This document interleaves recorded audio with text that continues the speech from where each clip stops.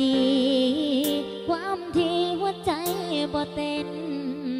คาดการความน่าจะเป็นที่เห็นคือเธอบอกแค่บ่ได้มีอาการแทรกซ้อนบ่มีแม้ห้อยบาดแผลแต่เป็นยังคือเจ็บแผลคือจังสิตาโอ้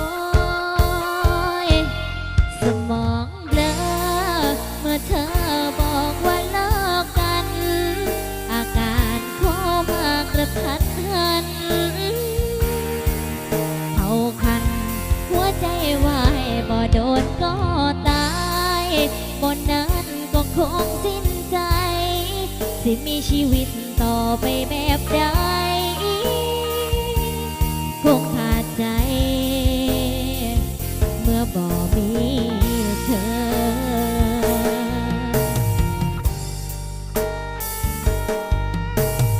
จักสิอยู่จังใด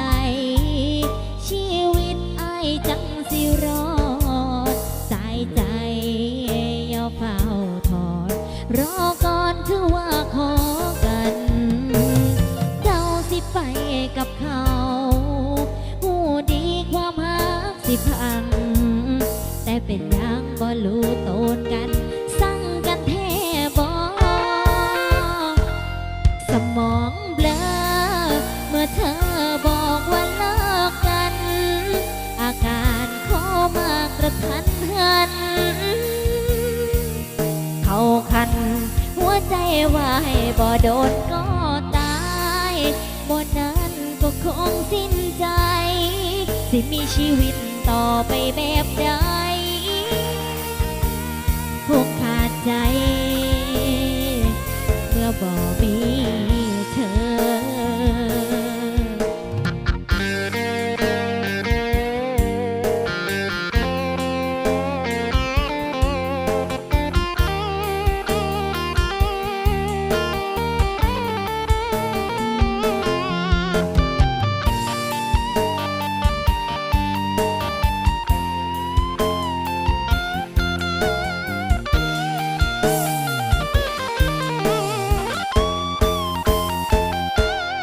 สมองเบลอ